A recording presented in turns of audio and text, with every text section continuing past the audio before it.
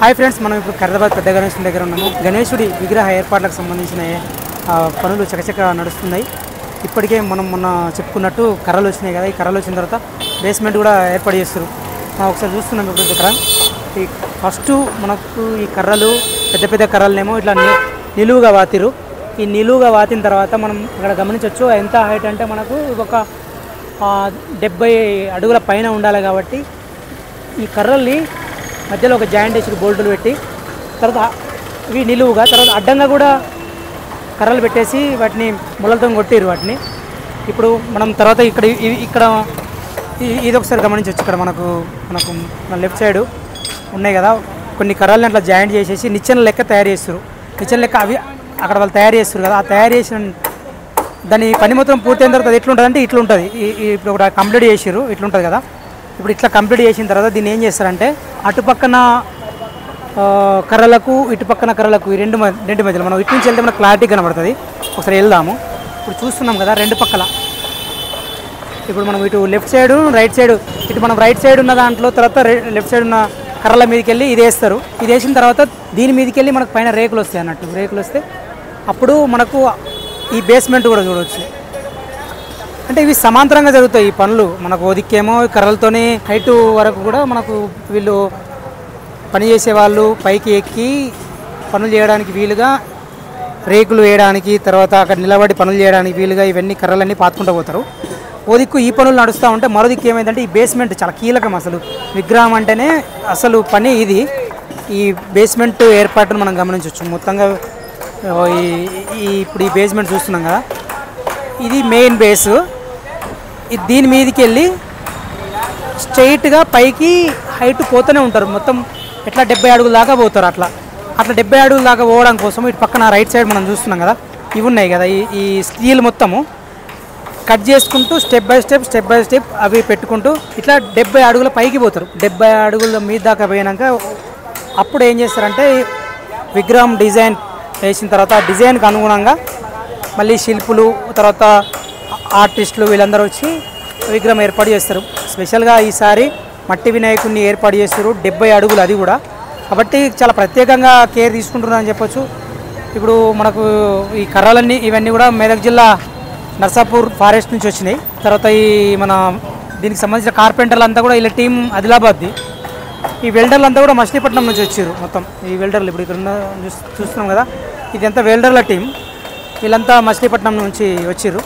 So మొత్తంగా ఎక్కడెక్కడో ఉన్న ఎక్స్పర్ట్స్ అందరినీ కూడా తీసుకొచ్చేసి విగ్రహం ఏర్పాటు పనులన్నీ కూడా చకచక నడిపిస్తున్నారు. మొత్తంగా ఇప్పుడు ఇంకో 65 రోజులు ఉన్నది మనకు వినాయక చవితి కోసము. ఉత్సవ కమిటీ సభ్యులందరూ చెప్తున్న దాని ప్రకారం అయితే ఒక 4-5 రోజుల ముందే విగ్రహాన్ని పూర్తిగా ఏర్పాటు చేసేసి దర్శనానికి అందుబాటులో ఉండేలాగా చేస్తాము ఉత్సవాలకు ముందే అని చెప్తున్నారు. వర్కర్సు మొత్తం రెయిన్బోలు పనిచేసుకుంటా విగ్రహాన్ని తొందర అందుబాటులోకి తీసుకొచ్చేందుకు విగ్రహ ఏర్పాటు పూర్తి చేసేందుకు ప్రయత్నాలు చేస్తున్నారు. ఇప్పుడు ఇక్కడ ఈ బేస్ ఏర్పాటు చేసే పనులు మనం చూస్తున్నాం కదా, చాలా కేర్ తీసుకుంటున్నారు. ఇదంతా కూడా ఎట్లుండాలంటే మొత్తము విగ్రహము స్ట్రైట్గా నిలబడాలి, చాలా బందోబస్తుగా ఉండాలి అంటే బేస్ అనేది చాలా ఇంపార్టెంటు. ఒక రకంగా దీన్ని తూచుతూ చేస్తున్నారన్నమాట. కరెక్ట్గా దాని హైట్ చూసుకుంటూ ఒక్క ఇంచు కూడా అటు ఇటు కాకుండా మొత్తము చెక్ చేసుకుంటూ ఏమైనా తేడాలు వస్తే దాని కింద అట్లా సపోర్టింగ్ బిల్లు అవి పెట్టేసి చేస్తున్నారు. ఈ బేస్ అనేది ఎటువైపు ఒక దిక్కు బెండ్ కాకుండా ఉండాలి. తర్వాత అట్లా ఉంటేనే దీని మీద ఏర్పాటు చేసే నెక్స్ట్ లెవెల్స్ అనేవి కరెక్ట్గా సెట్ అవుతాయి. అందుకోసము దీని మీద ఫస్ట్ ఆఫ్ ఆల్ ఏంటంటే ఇది బాగా కరెక్ట్గా ఉండాలని చెప్పేసి దీని మీద చేస్తున్నారు. ఇప్పుడు అట్లనే మనం అక్కడ కూడా ఆలయ కమిటీ మనకి ఖైరతాబాద్ గణేష్ ఉత్సవ కమిటీ సభ్యులు కూడా ఇక్కడ ఎప్పటికప్పుడు ఇక్కడనే ఉండి వీళ్ళు పనుల్ని దగ్గరుండి చూసుకుంటున్నారు. వర్కర్స్ కూడా పొద్దున రాత్రి తేడా లేకుండా మనకు టైంకు విగ్రహం అందుబాటు వచ్చేలాగా వాళ్ళు కూడా పనులు వేగవంతంగా నడిపిస్తున్నారు. ఖైరతాబాద్ గణేష్ ఉత్సవ కమిటీకి చెందిన కొంతమంది ఇక్కడ ఉన్నారు. వీళ్ళని మనం ఒకసారి మాట్లాడి మనం ఈ పనులు ఏడాదాకా వచ్చినాయో ఒకసారి అడుగుదాం. షెడ్ వర్క్ నడుస్తుంది, వెల్డింగ్ వర్క్ నడుస్తుంది. మన వినాయకుడి చవితి వరకు అయిపోతుంది, కంప్లీట్ అవుతుంది. రాత్రి బాగా కష్టపడుతున్నారు, రాత్రి బాగా చేస్తున్నారు. ప్రతి సంవత్సరం లాగానే ఈ సంవత్సరం కూడా 2 రోజుల ముందు కంప్లీట్ చేస్తారు. మట్టి పని ఒక 10 days తర్వాత స్టార్ట్ చేస్తాము. ఈ సంవత్సరము భారీ ఎత్తున 70 అడుగుల వినాయకుడు ఉంటాడు. 70 అడుగుల వినాయకుడు 70వ సంవత్సరం ఇది. చాలా బ్రహ్మాండంగా ఉంటుంది. ప్రతి సంవత్సరం కన్నా చాలా గ్రాండ్గా చేస్తాం ఈ సంవత్సరం. డిజైన్ ఇప్పుడే చెప్పాము. డిజైన్ 20 తారీఖు తర్వాత డిజైన్. ఈ డిజైన్ అనేది ఎప్పుడు ఆనవాయితీ అనమాట. వెల్డింగ్ నడుస్తుంటే షెడ్ అయిన తర్వాత డిజైన్ విడుదల చేస్తాము. వెల్డింగ్ పని నిన్ననే స్టార్ట్ అయింది. ఇక కంటిన్యూ నడుస్తుంది. డే నైట్ నడుస్తూనే ఉంటుంది. నైట్ నడుస్తుంది. మార్నింగ్ 6 నుండి రాత్రి కంటిన్యూ నడుస్తుంది ఈ బ్యాచ్. షెడ్ వర్క్ కూడా కంప్లీట్ అవుతుంది. దాని తర్వాత మన మట్టి వర్కర్స్ వస్తారు. ఇక 10-15 days తర్వాత మట్టి పని స్టార్ట్ అవుతుంది. పోయిన సంవత్సరం కూడా మట్టి వినాయకుడు చేసినాం. 63 అడుగుల వినాయకుడు. అది కూడా ఊరేగింపుగా చేస్తాం. ఈ సంవత్సరం 70 అడుగులు ఊరేగింపు వినాయకుడు.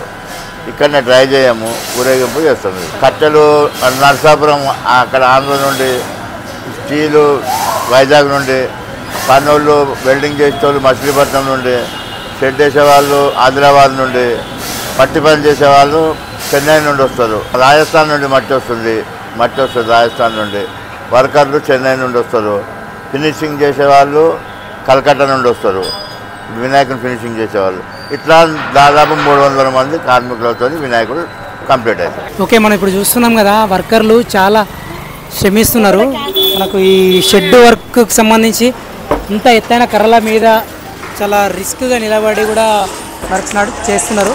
ఈ వెల్డర్స్ అయితే కానీ, తర్వాత షెడ్ వర్కర్స్ కానీ ఉదయం 6 గంటల నుంచి రాత్రి 10-11 గంటల వరకు కూడా నిరంతరం పనిచేస్తున్నారు. షెడ్ వర్కర్స్ కానీ, ఇటు వెల్డర్స్ కానీ వీళ్ళంతా కూడా రోజు ఉదయం 6 గంటల నుంచి రాత్రి 10-11 గంటల వరకు కూడా శ్రమిస్తున్నారు. ఎప్పట్లాగానే విగ్రహాన్ని త్వరితగతిన పూర్తి చేసి వినాయక చవితికి ఒక 2 రోజుల ముందుగానే అందుబాటులోకి తీసుకొస్తామంటున్నారు. పూర్తిగా ఎట్లయితే మనకు వినాయక చవితి రోజు మనకు దర్శనానికి ఏ రూపంలో అయితే మనకు పూర్తి కావాలనో అట్లాంటి రూపంలోనే ముందుగానే సిద్ధం చేసి పెడతామంటున్నారు. మనకు వినాయక చవితి రోజు వరకు కూడా వెయిట్ చేయకుండా ఇంతకు ముందులాగానే ఒక 4 రోజుల ముందు కానీ, లేకపోతే ఒక 5 రోజుల ముందు అట్లా మొత్తం పూర్తి ఆర్ట్ వర్క్ కూడా కంప్లీట్ చేసేసి అందుబాటులోకి తీసుకొస్తామని చెప్తున్నారు. అట్లాగే మనకు ఇక్కడ చూస్తే ఈ షెడ్కి సంబంధించిన వర్క్స్ కూడా మనం గమనించవచ్చు, నిరంతరం నడుస్తున్నాయి.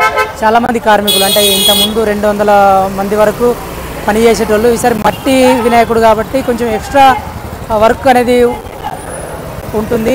ఇప్పుడు అక్కడ చూస్తున్నాం కదా, చాలామంది చివరిన నిలబడి కూడా చాలా శ్రమతో పనిచేస్తున్నారు. అలాగే ముందులా కాకుండా ఈసారి కొంచెం మట్టి విగ్రహం కాబట్టి అటు రాజస్థాన్ నుంచి మట్టి వస్తున్నది, తర్వాత ఏలూరు నుంచి గోనె సంచులు వస్తాయి. ఇప్పుడు ఈ స్టీల్ గమనిస్తున్నాం కదా, దీన్ని ఇట్లా స్ట్రైట్గా చూసి 1 ఇంచు కూడా డిఫరెన్స్ రాకుండా దాన్ని ఒక స్ట్రైట్ లైన్లో ఫిట్ చేస్తారు. చేసిన తర్వాత దాన్ని పీసులుగా చేస్తారు, అంటే దానికి సైజెస్ వైజ్గా. ఎందుకంటే ఇప్పుడు మనం అటు లెఫ్ట్ సైడ్ చూస్తే అక్కడ బేస్ ఏర్పాటు చేస్తున్నారు కదా, ఆ బేస్ మీదకి వెళ్ళి స్టెప్ బై స్టెప్ పైకి ఒక పిల్లర్ల టైప్లో వేయాల్సి ఉంటుంది. ఇప్పుడు ఇక్కడ చూస్తున్నాం కదా, అట్లాంటి ఆ పొడవాటి ఆ స్టీల్ దాన్ని మనకి ఇట్లా దాన్ని సైజెస్ వైజ్గా డిఫరెంట్ సైజెస్లో కట్ చేస్తారు. ఈ కట్ చేసిన దాన్ని మళ్ళీ ఇటు మనకు సైడ్కు మనం చూస్తున్నాము, బేస్ ఏర్పాటు చేసారు కదా, బేస్ తర్వాత ఈ ఫస్ట్ ఎప్పుడైతే బేస్ ఫిట్ అవుతుందో, ఫిట్ అయిన తర్వాత ఇంకా పనులు పైన ఏర్పాటు చేసే పిల్లర్ల పనులు చక్క నడుస్తాయి. దాని మీదకి వెళ్ళి వీళ్ళు ఒక్కొక్క స్టెప్ 70 అడుగుల ఎత్తు ఏర్పాటు చేస్తారు. సో మనం ఇక్కడ ప్రస్తుతం ఇట్లా పరిస్థితి ఉంది.